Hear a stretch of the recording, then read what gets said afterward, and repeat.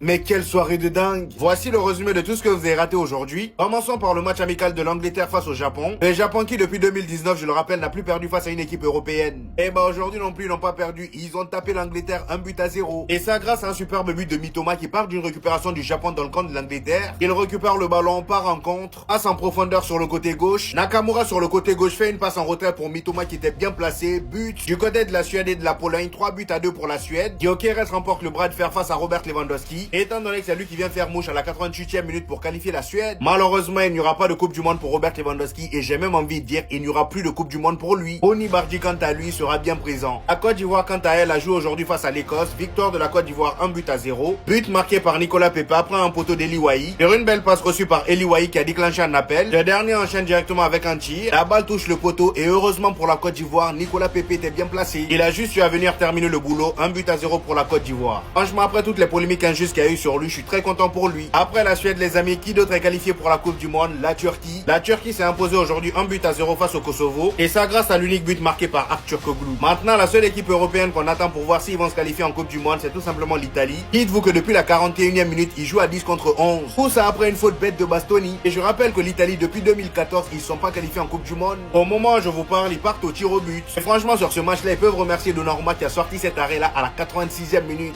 Ils sont foutus dans la merde tout seuls. Galérer autant face à la Bosnie, franchement c'est terrible.